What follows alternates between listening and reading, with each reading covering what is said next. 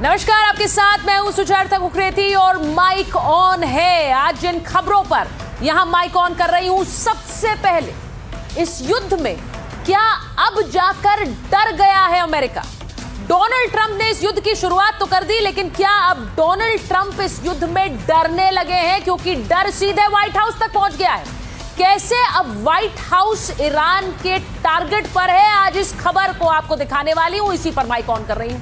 इसी के साथ साथ आपको बताऊंगी कि क्या अब इस जंग में ईरान वर्सेस ट्रंप नहीं है, अब क्या ट्रंप वर्सेस नेतन्याहू हो गया है। यह आज की सबसे बड़ी खबर है। क्या नेतन्याहू अब ट्रंप की भी नहीं सुन रहे हैं? क्या इजराइल अब अमेरिका की भी नहीं सुन रहा है? ये क्यों कह रही हूं, आज ये आपको बताऊंगी। इसी के साथ आपको बताऊंगी कि क्या तेल में आग लगाएगा ईरान? तेल के दाम आसमान छूने वाले हैं क्या? जिस तरह से कतर की एलएनजी रिजर्व्स पर हमला हुआ, उसके बाद ईरान ने अपनी मंशा साफ कर दी है। क्या वो तेल के कुओं में आग लगा सकता है? ये सिर्फ कहने के लिए नहीं है, असल में क्या ईरान ये कर सकता है? ये क्यों कह रही हूं, आज ये बताऊंगी। इसी के साथ साथ आज ये भी बताऊंगी कि क्या ट्रंप के टारगेट पर अब ईरान के साथ साथ पाकिस्तान को एक बड़ा खतरा कह रही है अब अमेरिकी सरकार। और अगर अमेरिका और ट्रंप इसे खतरा कह रहे हैं, तो इस खतरे पर एक्शन लेने की क्या तैयारी हो रही है? व्हाइट हाउस में क्या चर्चा हो रही है? अमेरिका पाकिस्तान पर क्या कोई कार्रवाई करने वाला है? आज ये खबर, इस पर भी माइक ऑन। पहली बार अमेरिका डर गया है। जी हां, डोनाल्ड ट्रंप पहली बार इस युद्ध में क्या डर गए हैं? पहला डर डोनाल्ड ट्रंप का कि कहीं ईरान तेल के कुएं में आग ना लगा दे, ये बहुत बड़ा डर है। और ट्रंप को क्या ये लगने लगा है कि ईरान ऐसा कर सकता है? आगे बताऊंगी। दूसरा डर अमेरिका का, घर तक ड्रोन पहुंच गए हैं। जी, व्हाइट हाउस तक ड्रोन पहुंच गए हैं। अमेरिका के पास भी ईरान के ड्रोन पहुंच गए हैं क्या? जो संदिग्ध एक्टिविटी हुई है अमेरिका में, आज उसके बारे में बताऊंगी। और यही दूसरा डर है अमेरिका का और ट्रंप का कि कहीं अगले टारगेट वो तो नहीं। इसी के साथ साथ तीसरा डर अमेरिका का, पाकिस्तान का परमाणु बम। इस युद्ध के बीच अमेरिकी एडमिनिस्ट्रेशन, अमेरिकी सरकार ने कह दिया है कि पाकिस्तान बहुत बड़ा खतरा है, पाकिस्तान का परमाणु बम बहुत बड़ा खतरा है। और डोनाल्ड ट्रंप ने पाकिस्तान को उन प्रतिद्वंदी और दुश्मनों के साथ ला खड़ा कर दिया जिन्हें डोनाल्ड ट्रंप शुरू से पसंद नहीं करते और उनके खिलाफ युद्ध छेड़ने की बात करते हैं। आगे आपको दिखाऊंगी।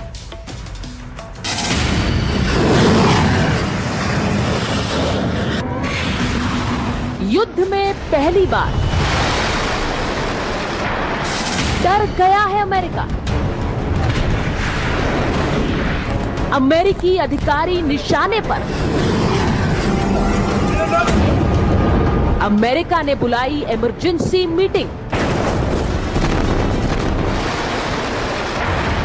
युद्ध में अब क्या करेगा अमेरिका?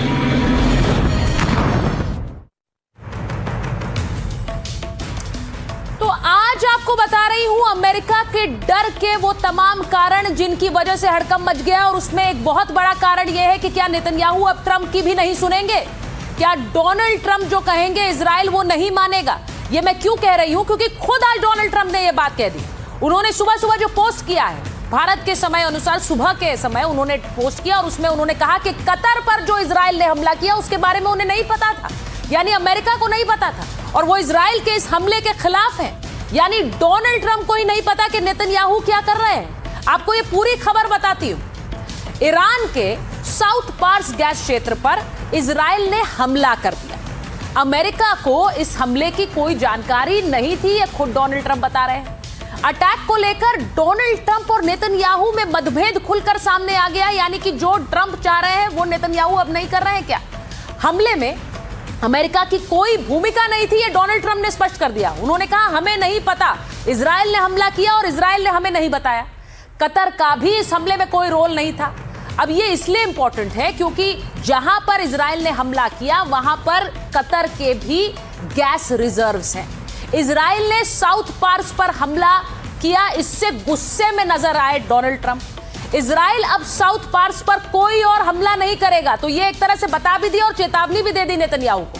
ट्रंप की बातों से साफ है कि हालात उनके कंट्रोल में इस मामले को लेकर नहीं थे और आगे भी क्या ये हो सकता है, सबसे बड़ा सवाल ये है। आखिर इजराइल ने हमला करके क्या किया, क्यों किया, ये जरा समझिए। जो पार्स गैस फील्ड के बाद ईरान ने इजराइल, जॉर्डन, कुवैत, सऊदी अरब, बहरीन, कतर, यूएई और ओमान, इन सारे देशों पर हमला कर दिया। यानी ईरान ने बता दिया कि अगर हमारे तेल के कुएं पर या किसी तरह के हमारे तेल रिजर्व पर हमला होगा तो हम वापस कार्रवाई करेंगे। तो उन्होंने, ईरान ने कैसे बदला लिया, इन सारे देशों पर ईरान ने एक एक करके हमला कर दिया। अब मैं आपको बताती हूं, कतर के रास लफान इंडस्ट्रियल प्लांट पर बैलिस्टिक मिसाइलों से हमला बोला गया था। यह तस्वीर जरा देखिए और फिर यह पूरी खबर आपको बताती हूं।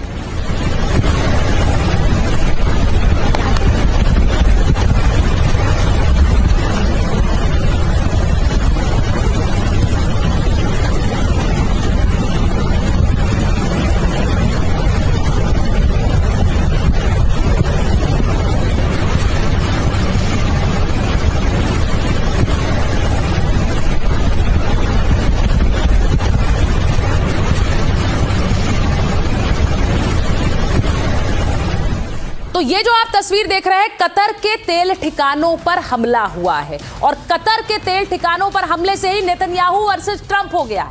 आपको बताती हूं कि मिडिल ईस्ट में एक ऑयल वॉर शुरू हो गया है और इस ऑयल वॉर में बदला भी शुरू हो गया है। इस जंग में अब एनर्जी ठिकानों पर हमले हो रहे हैं। इजराइल ने साउथ पार्स गैस फील्ड पर हमला किया। ईरान का साउथ पार्स दुनिया का सबसे बड़ा गैस फील्ड है और मैं आपको यह भी बताऊं कि इस पर ईरान का भी कब्जा है और आधे पर कतर का कब्जा है। अब जब यहां हमला हुआ, इजराइल ने अगर कतर वाले हिस्से पर हमला करा तो ऐसा हो नहीं सकता कि वो एक ही तरफ जाएगा। कतर अगर ईरान वाले हिस्से पर हमला किया तो कतर इससे नाराज है क्योंकि नुकसान कतर को भी उठाना पड़ रहा है। जवाब में ईरान ने सऊदी अरब, यूएई, कतर को चेतावनी दी और कतर की रास लफान गैस फैसिलिटी पर भी हमला कर दिया। अब दुनिया के सबसे बड़े गैस हब पर हमले से कतर नाराज है। कतर ने रास लफान में एलएनजी प्रोडक्शन बंद कर दिया है। रास लफान पर हमले से पूरे मिडिल ईस्ट में टेंशन है। ईरान ने सऊदी के तेल ठिकानों पर भी हमला किया। जैसा मैंने आपको मैप में दिखाया, कुवैत, बहरीन, यूएई के कई ठिकानों को निशाना बनाया और ईरान के हमलों के बाद तेल की कीमतों में भारी उछाल आ गया है। जरा जल्दी से आपको बता देती हूं, भारी उछाल का मतलब क्या है। 15 मार्च को $98 प्रति बैरल, 15 मार्च को, 16 मार्च को $103 प्रति बैरल, 17 मार्च को $110 प्रति बैरल से ज्यादा दाम चला गया। तो लगातार पेट्रोल के दाम बढ़ रहे हैं और इसीलिए अब कतर ने अपनी नाराजगी जाहिर करते हुए कह दिया है कि यहां से अगर प्रोडक्शन बंद होगा तो पूरी दुनिया को इसका खामियाजा उठाना पड़ेगा।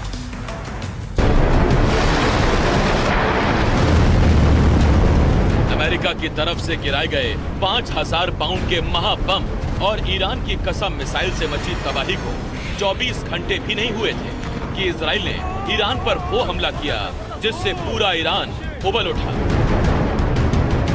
इजराइल ने ईरान के साउथ पार्स गैस क्षेत्र पर हमला किया जिसके चलते ईरान को बहुत बड़ा नुकसान हुआ। इसका अंदाजा इस बात से लगा सकते हैं कि दुनिया भर की तरफ से लगाए गए सैंक्शन के बावजूद कि ईरान की इकोनॉमी इसी पर टिकी है जिस पर इजराइल ने हमला करके ध्वस्त कर दिया। जब अस्तित्व पर आंच आई तो बौखलाया ईरान क्या नहीं करता, एक चेतावनी जारी की और तबाही मचाना शुरू कर दी।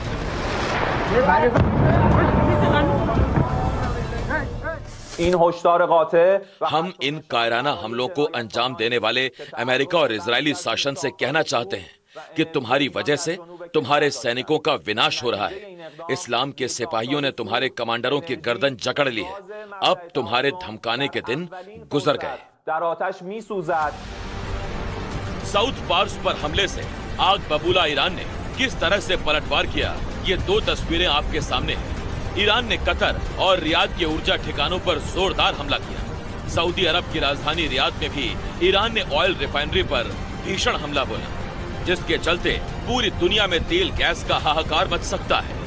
ये संकट कितना गंभीर हो सकता है, इसका अंदाजा इस बात से लगा सकते हैं कि कतर पर ईरान के हमले से ट्रंप भी बैकफुट पर आ गए। ट्रंप ने ईरान पर हमले को लेकर इजराइल से भी नाराजगी जताई और साफ कहा उन्हें इस हमले की जानकारी भी नहीं थी। वहीं ईरान की तरफ से हुए हमले के बाद कतर भी काफी नाराज है और उसने गैस का उत्पादन बंद कर दिया है। तनाव बढ़ता देख ट्रंप ने कतर को भरोसा दिया कि ईरान अब उसके ठिकानों पर हमला नहीं करेगा। साथ ही ट्रंप ने इजराइल से भी कहा कि ईरान के गैस या तेल ठिकानों पर अटैक ना करे। आगे क्या होगा ये तो किसी को नहीं पता, लेकिन रास लफान गैस प्लांट पर अटैक से ग्लोबल इम्पैक्ट पड़ना 100% तय है। दरअसल कतर दुनिया का सबसे बड़ा LNG एक्सपोर्टर है। रास लफान दुनिया का सबसे बड़ा गैस उत्पादन केंद्र है और दुनिया की कुल LNG सप्लाई का 25% अकेले कतर से आता है। यूक्रेन युद्ध के चलते यूरोप ने कतर पर निर्भरता बढ़ा दी है और हमले से यूरोप में ऊर्जा संकट बहुत गहरा हो सकता है। भारत LNG आयात का 45% हिस्सा कतर से मंगवाता है। सप्लाई बाधित होने से भारत में फर्टिलाइजर की कीमतें बढ़ सकती हैं। बिजली और CNG, PNG की कीमतें आसमान छू सकती हैं। हमले को लेकर कतर ने जहां अमेरिका और ईरान से कड़ी नाराजगी जताई, तो वहीं रियाद पर हमले को लेकर सऊदी के विदेश मंत्री ईरान पर आग बबूला हैं। हम दबाव में नहीं झुकेंगे, बल्कि इसका उल्टा असर होगा। हमने साफ तौर पर कहा है कि जरूरत पड़ने पर हम सैन्य कार्रवाई का अधिकार सुरक्षित रखते हैं। ईरान अपने पड़ोसियों पर हमलों के जरिए दबाव बनाने की कोशिश कर रहा है। ना तो सऊदी अरब ना ही खाड़ी देश ब्लैकमेल स्वीकार करेंगे। युद्ध के चलते दुनिया पहले से ही तेल और गैस संकट से जूझ रही है। अब कतर का गैस प्लांट ठप होने का मतलब साफ अमेरिका, यूरोप और एशिया के देशों में तबाही का सीधा असर होगा। सवाल ये उठता है कि ये ट्रंप ने जो बड़ी आग लगाई है वो बुझेगी कैसे?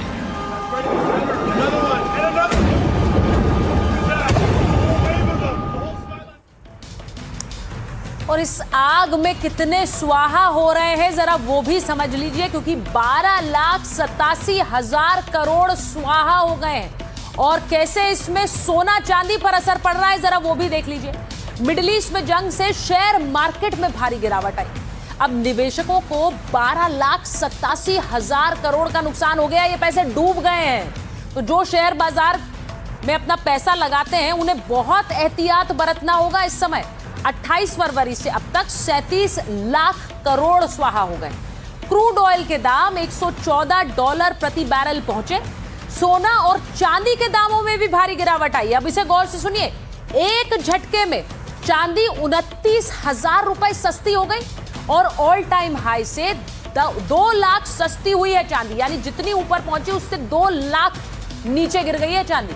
और सोने की कीमतों में 9,000 रुपए की गिरावट आ गई है। और ये सोचिए हर दिन बदल रहा है दाम और हर दिन अब शेयर बाजार में जिस तरह की भारी गिरावट आई लोगों को भारी नुकसान हुआ है। इसलिए मैंने कहा कि ऐसे समय में एहतियात बरतिए। एक बड़ी खबर आपको बता रही हूं, प्रधानमंत्री मोदी ने फ्रांस के राष्ट्रपति से बात की है।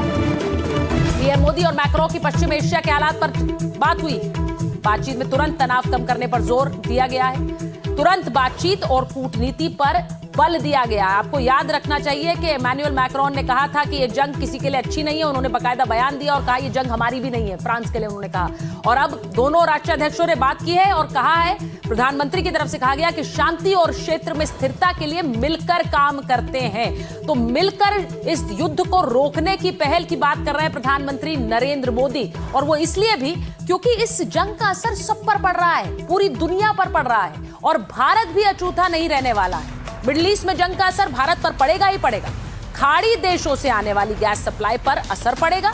आपको मैंने दिखाया कि कैसे अगर कतर ने अपना प्रोडक्शन बंद कर दिया तो उससे सीधा सीधा असर भारत पर होगा। हमले के बाद गैस सप्लाई बाधित हो सकती है।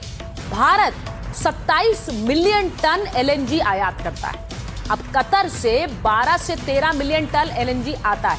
इसका क्या मतलब हुआ? भारत की जरूरत का 47% गैस कतर से इंपोर्ट हो रही है। शिवालिक और नंदा देवी जहाज जिनकी तस्वीरें मैंने आपको 2 दिन पहले दिखाई थी वो कतर से ही आए थे। अब कतर से आने वाली गैस महंगी हो सकती है। संयुक्त अरब अमीरात से करीब 24% आयात होता है और होर्मुज़ खुला होने पर भी गैस आना मुश्किल हो जाएगा। तो ऐसे में गैस की किल्लत और दाम दोनों ही बढ़ सकते हैं। इसका ख्याल आप लोगों को रखना होगा। जरा सुनिए। वॉर है, उसका इम्पैक्ट भी हमारे ऊपर है। Almost 90% of our import was from Middle East. LNG की बात करें तो 47% of our import was from Qatar. We are trying to pick up the cargoes from other sources and now some of our LPG is also coming from US। इसी तरह LNG के अंदर Qatar definitely एक बहुत बड़ा supplier है, but इसके अलावा there are other suppliers also. तो आपने सुना कि भारत पर कैसे असर पड़ सकता है, उसके इंतजाम भी किए गए। लेकिन जो अगली खबर मैं आपको बताने वाली हूं, जिसकी वजह से भी अमेरिका और डोनाल्ड ट्रंप डर रहे हैं, ईरान का अगला टारगेट क्या अमेरिका होगा? अभी तक जो ईरान हमले कर रहा है, खाड़ी देशों पर कर रहा है, वो उसकी जद में है। लेकिन क्या ईरान व्हाइट हाउस तक पहुंच सकता है? क्या ईरान सीधे डोनाल्ड ट्रंप तक पहुंच सकता है?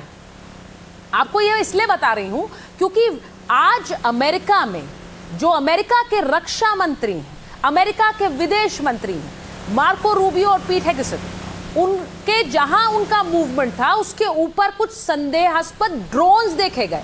इसे लेकर एक डर पैदा हो गया है। ये जो तस्वीर आप देख रहे हैं, इसको हमने AI से क्रिएट किया है। कुछ इसी तरह की तस्वीर रही होगी जहां दोनों ही जो बड़े नेता हैं अमेरिका के इस वक्त, जो कि ट्रंप एडमिनिस्ट्रेशन का हिस्सा है, उनके ऊपर संदिग्ध ड्रोन मूवमेंट देखा गया, जो अमेरिका के लिए बहुत बड़ा डर है।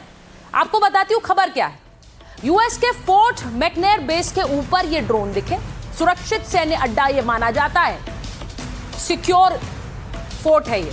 बेस पर मार्को रूबियो और पीट हेगसेथ रहा करते हैं।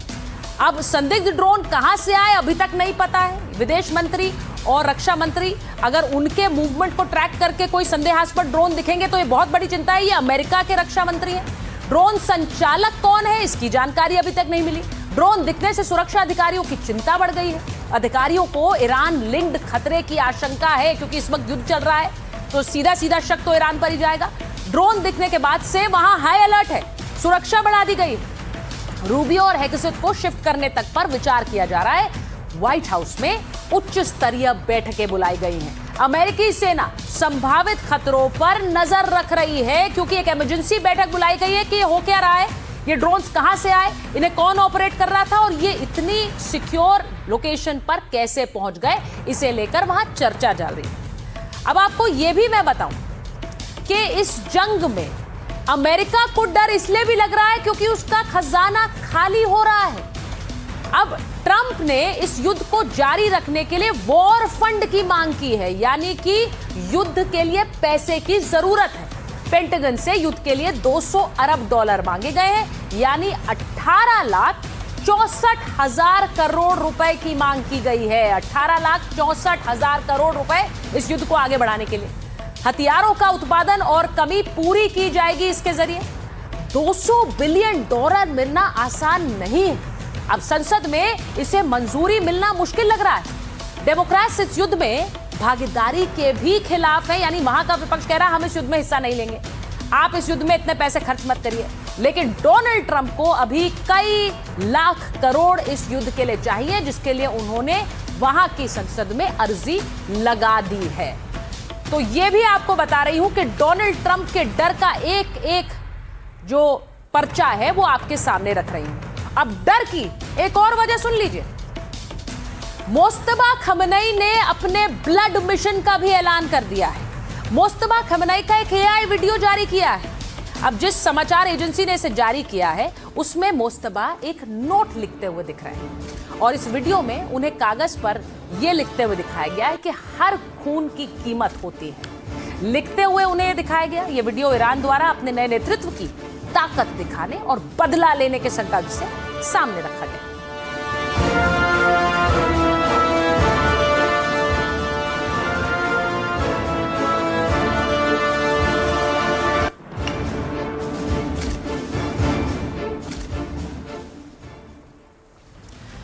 तो ईरान न भूलेगा न माफ करेगा। लारिजानी की हत्या पर ईरान में गुस्से का उबाल है।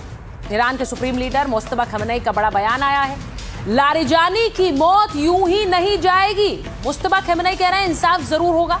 खून की हर बूंद का बदला लेंगे। गुनहगारों को खून की हर बूंद की कीमत चुकानी होगी और ऐसे आतंकी हमले ईरान का संकल्प और मजबूत करेंगे। कैसे आतंकी हमले? यानी उनकी लीडरशिप को खत्म करने वाले, लारेजानी की जान लेने वाले हमलों का बदला लिया जाएगा और खून से बदला लिया जाएगा। अब इन सब के बीच जहां ईरान की लीडरशिप ध्वस्त हो रही है, ईरान पर हमले हो रहे हैं, ईरान के साथ कोई खड़ा नहीं है, ईरान के पास विकल्प क्या है? मैं सबसे पहले आपको बताती हूं ईरान के पास आखिरी रास्ता क्या है। एक है उसका जासूसी नेटवर्क। हार से बचने के लिए एजेंट्स को एक्टिव कर सकता है, हमलों के लिए अंडरकवर एजेंट्स का इस्तेमाल कर सकता है, मोसाद की तरह यानी इजरायली एजेंसी की तरह बड़े नेताओं के पीछे जासूस लगा सकता है और एजेंट से इजराइल और अमेरिका में हमले की कोशिश करा सकता है। यह ईरान कर सकता है। एक विकल्प यह है, उसमें अमेरिका और इजराइल के बड़े नेताओं पर सीधे सीधे टारगेट भी हो सकता है, जैसे उसके नेताओं को टारगेट किया गया। दूसरा तरीका क्या होगा? हार करीब दिखी, अब यह बहुत गौर से सुनिएगा, हार करीब दिखी तो ईरान क्या सद्दाम हुसैन की तरह तबाही मचा सकता है? सद्दाम हुसैन ने क्या किया था? सद्दाम हुसैन ने इराक में तेल के कुओं में आग लगा दी थी। क्या कुछ उसी तरह की तरकीब क्या ईरान भी कर सकता है कि अगर आप हम पर हमला कर रहे हो तो हम आपके लिए तेल आपूर्ति नहीं होने देंगे, तेल के कुओं में आग लगा देंगे, पूरे मिडिल ईस्ट के युद्ध की आग में झोंक देंगे, पड़ोसी देशों के तेल ठिकानों पर घातक हमले करेगा, हिजबुल्लाह और हूती जैसे संगठनों को खुली छूट देगा। ये सब कुछ ईरान कर सकता है। हूती विद्रोही लाल सागर का रास्ता बंद कर दें, जंग छेड़ दें, हिजबुल्लाह इजराइल पर हजारों मिसाइलें दाग दें, ये सब करा सकता है। IRGC अमेरिका और इजराइल पर साइबर अटैक कर दें, यूरेनियम को डर्टी बम की तरह इस्तेमाल कर सकता है और रेडिएशन फैलाकर तबाही मचाने की धमकी दे सकता है। तो ये सब कुछ ईरान कर सकता है। एक, अपने जासूसों को छोड़ दे और दूसरा, तेल के कुओं में आग लगा दे। ये सब कुछ ईरान कर सकता है, लेकिन ईरान इस वक्त एक और समस्या से जूझ रहा है। ईरान के अंदर अमेरिका और इजराइल क्या करा रहे हैं, जरा उसकी भी झलक देख लीजिए।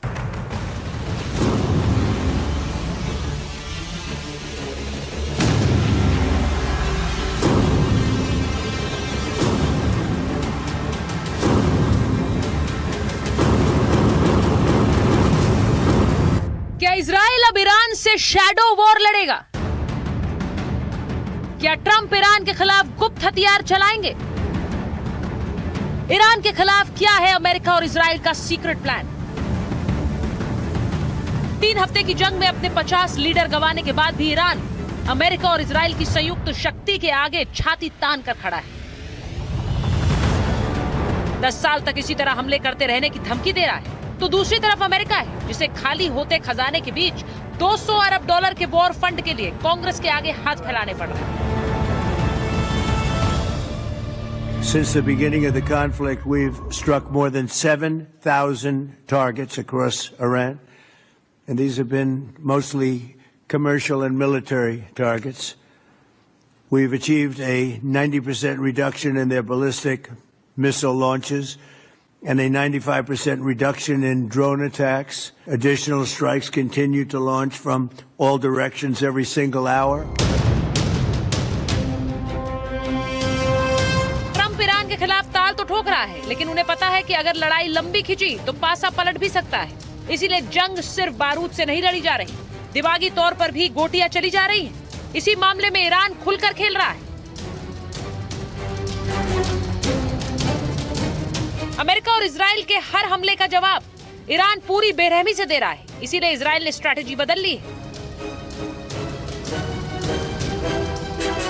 वो ईरान के लोगों का मनोबल तोड़ना चाहता है, ईरान में गृह युद्ध शुरू करवाना चाहता है। इसके लिए वो साइकोलॉजिकल वॉरफेयर यानी मनोवैज्ञानिक युद्ध का सहारा ले रहा है। अमेरिकी मीडिया का दावा है इजरायली एजेंट सीधे ईरानी सुरक्षा अधिकारियों को फोन कर रहे हैं। मोसाद के एजेंट ईरानी सुरक्षा अधिकारियों से कह रहे हैं कि वो टारगेट पर हैं। मोसाद इसके जरिए ईरानी सेना का मनोबल तोड़ना चाहता है, ईरान में गृह युद्ध की आग भड़काना चाहता है। इसकी झलक युद्ध के शुरुआती दिनों में भी दिखी थी। तब इजराइल के प्रधानमंत्री बेंजामिन नेतन्याहू ने ईरान पर हमले को ईरान की आवाम की आजादी की मुहिम बताया था। ईरान के लोगों से खमनेई की सत्ता के खिलाफ उठ खड़े होने की अपील की थी।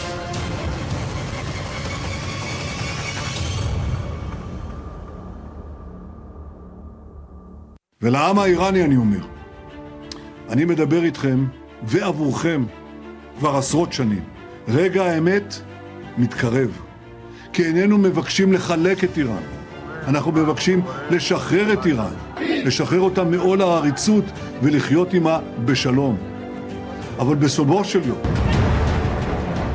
अमेरिकी राष्ट्रपति डोनाल्ड ट्रंप ने भी सोशल मीडिया पोस्ट में दावा किया कि ईरान आजादी की राह देख रहा है।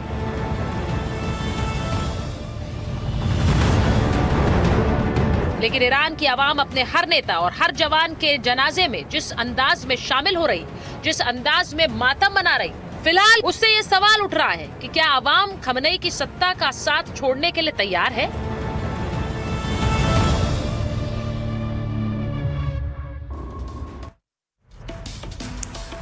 तो अमेरिका और इजराइल ईरान के अंदर चाहते हैं कि आवाम ही वहां के नेताओं को उखाड़ फेंके, जो बची कुची लीडरशिप है उसे खत्म कर दे। इस सब के बीच क्या अमेरिका हॉर्मुज में अपने सोल्जर्स को भेजेगा, अपनी सेना को उतारेंगे ट्रंप?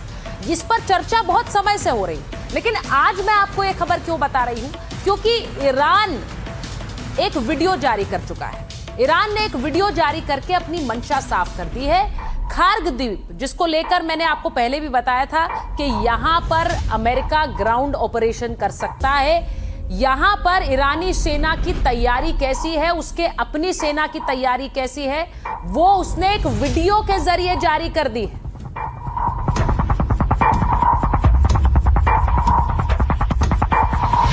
बिस्मिल्लाहिर्रहमानिर्रहीम वअइदू लहुम मस्ततअतुम मिन कुव्वा। چند روز پیش شنیده شد ترامپ در اظهار نظراتش پیشنهاد حمله زمینی داده. ما سالیان سال منتظر یه همچین روزی هستیم و آمادگی 100% داریم. بیاید از جعبه مهمات‌های خودمون تابوت‌هایی درست کردیم که شما را در همین خاک دفن خواهیم کرد تا درس عبرتی شود برای کسی که قصد تعدی و دستاوردی به خاک ایران رو دارد. تجسم آیات الهی قرآن هستیم، تجسم منطق جهاد الهی قرآن برای سعادت مسلمانان هستیم.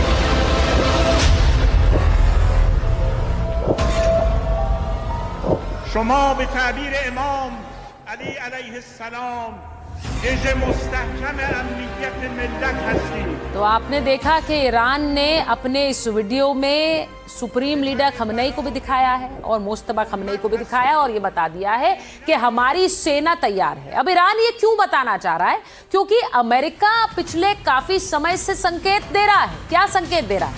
जंग के बीच अमेरिका अपनी रणनीति बदल रहा है, अब जमीन पर सैनिक उतारने की तैयारी कर रहा है, हजारों अतिरिक्त सैनिक भेजने पर अमेरिका विचार कर रहा है।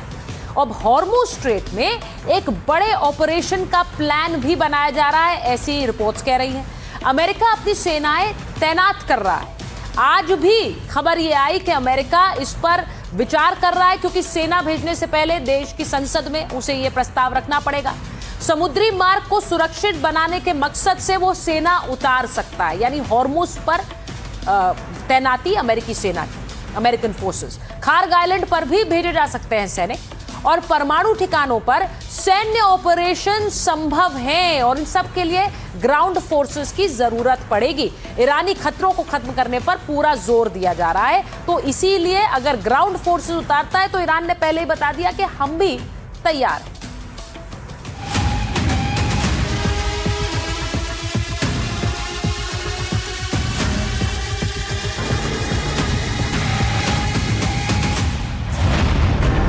क्या ईरान में ग्राउंड फोर्स उतारेंगे ट्रंप? क्या हजारों सैनिक उतारकर सर्जिकल स्ट्राइक करेगा अमेरिका?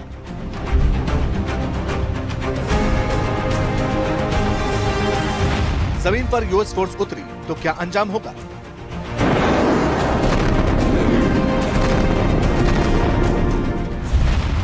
अमेरिका ने जब 28 फरवरी को ईरान पर हमला किया और उसी दिन खामनेई की मौत हो गई, तब ट्रंप ने यही सोचा होगा कि यह वॉर महज 1-2 दिन में खत्म हो जाएगी।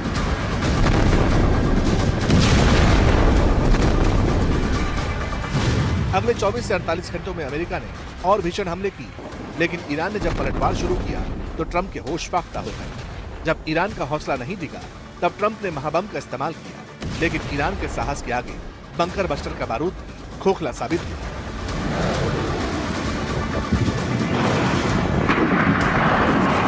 यही वजह है कि ईरान के हौसले के आगे पस्त हुए ट्रंप अब प्लान बी की तरफ शिफ्ट होने की सोच रहे हैं। ट्रंप का ऐसा प्लान जिसमें अमेरिका के स्पेशल कमांडोज तेहरान की धरती पर उतरकर ग्राउंड ऑपरेशन शुरू कर सकते हैं। अमेरिकी मीडिया में इस बात को लेकर दावा किया जा रहा है। ट्रंप से भी जब इसे लेकर सवाल पूछा गया तब उन्होंने कहा कि वो जमीन पर सैनिक भेजने से डरते नहीं। In Iran, it will be another Vietnam. Are you afraid of that? No, I'm not afraid of. I'm really not afraid of anything. Trump पहले भी कह चुके हैं कि वो ईरान में ग्राउंड ऑपरेशन कर सकते हैं। हालांकि बाद में कह दिया था कि इसकी जरूरत नहीं है। हवाई हमलों से ही ईरान बुरी तरह पस्त हो चुका है। लेकिन 3 हफ्ते बीतने को आए और युद्ध में जब ईरान नहीं झुक रहा तब ट्रंप अपनी स्ट्रैटेजी बदलने में जुट गए हैं। अमेरिकी मीडिया रिपोर्ट के मुताबिक अमेरिका का एक और युद्धपोत घातक मरीन कमांडोज के साथ ईरान के करीब पहुंच रहा है। यूएसएस त्रिपोली पर सवार करीब 2500 मरीन कमांडोज ईरान की तरफ आ रहे हैं। इस यूनिट का नाम यूएस मरीन एक्सपीडिशनरी यूनिट है।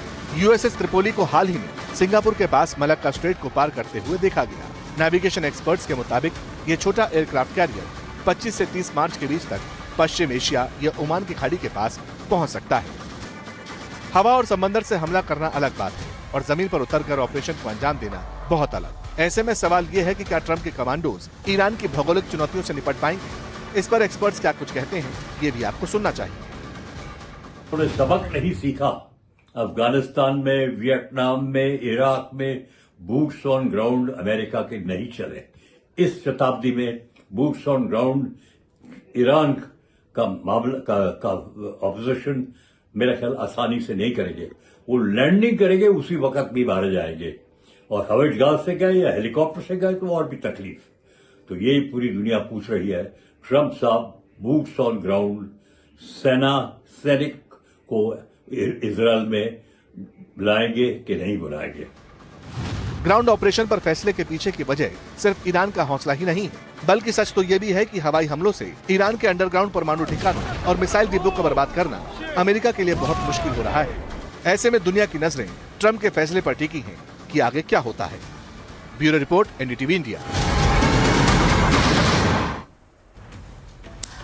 और आज सवाल ये भी है कि क्या ईरान के बाद पाकिस्तान पर भी अमेरिका अटैक कर सकता है। ये मैं क्यों कह रही हूं, क्योंकि अमेरिकी प्रशासन ने पाकिस्तान को लेकर एक बहुत बड़ा बयान दिया। इस बयान में अमेरिकी प्रशासन पाकिस्तान को एक बहुत बड़ा खतरा बता रहा है और सीधे सीधे क्या पाकिस्तान अब अमेरिका के रडार पर आ गया है।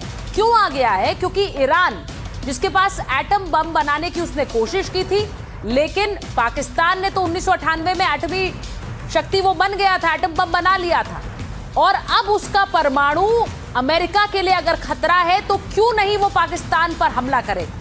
ईरान अमेरिका के सहयोगी रेंज में होते रहे अगर वो परमाणु बम बना लेता, लेकिन पाकिस्तान के पास तो जो मिसाइलें अभी बन रही हैं यूएस के सहयोगी रेंज में अभी हैं। इसी के साथ अमेरिका ने हमला कर दिया ईरान पर, पाकिस्तान अमेरिका हमला कर सकता है। यही आपको खबर बता रही हूं कि पाकिस्तान पर क्या अमेरिका हमला करेगा, क्योंकि कल अमेरिकी प्रशासन की तरफ से पाकिस्तान को एक बहुत बड़ा खतरा बताया गया। अमेरिकी प्रशासन की तरफ से पाकिस्तान के लिए कहा गया कि इनका परमाणु अमेरिकी होमलैंड यानी अमेरिका के ऊपर खतरा बहुत बड़ा जाहिर कर सकता है और इसीलिए ये बयान पाकिस्तान को घेरे में लेता है। आपको बताऊं कि जब ये बयान दिया गया तो कौन कौन से देशों का जिक्र किया। अमेरिकी प्रशासन की तरफ से उत्तर कोरिया की बात की गई, अमेरिकी प्रशासन की तरफ से पुतिन की बात की गई, अमेरिकी प्रशासन की तरफ से जिन नेताओं की बात की गई वो परंपरागत दुश्मन हैं डोनाल्ड ट्रंप के, तो रूस और पुतिन की बात हो गई। चीन और जिनपिंग की बात की, यानी इन सारे देशों का नाम एक साथ लिया। उन्होंने कहा रूस, चीन, उत्तर कोरिया, ईरान और पाकिस्तान, यानी ये जो सारे परंपरागत दुश्मन हैं डोनाल्ड ट्रंप के, उनके साथ ही शहबाज शरीफ और पाकिस्तान का भी नाम आ गया। इनके साथ एक युद्ध छेड़ने की फिराक में है डोनाल्ड ट्रंप। अब उसी घेरे में क्या शहबाज शरीफ भी आ गए, क्योंकि शहबाज और पाकिस्तान को अमेरिका ने अपने लिए बड़ा खतरा बता दिया।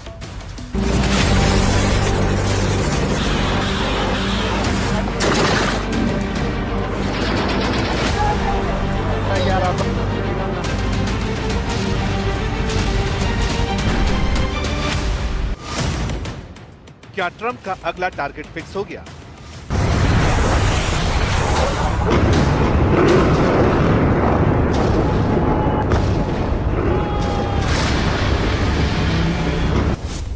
क्या ईरान के बाद पाकिस्तान का नंबर आने वाला है?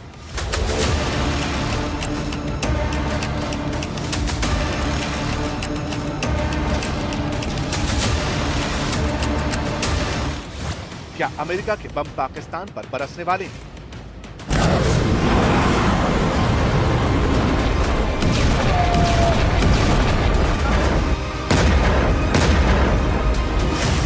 क्या ट्रंप मुनीर आर्मी के एटम बम छीनने वाले हैं?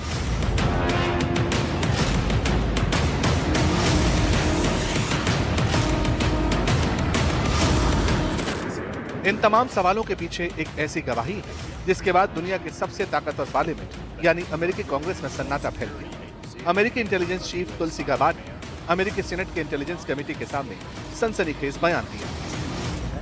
The intelligence community assesses that Russia, China, North Korea, Iran, and Pakistan have been researching and developing an array of novel, advanced, or traditional missile delivery systems with nuclear and conventional payloads that put our homeland within range. Tulsi Gabbard जो कह रही हैं उसका सीधा सीधा मतलब यही है कि पाकिस्तान अब अपनी मिसाइलों की मारक क्षमता सिर्फ अपने पड़ोसियों तक सीमित नहीं रखना चाहता।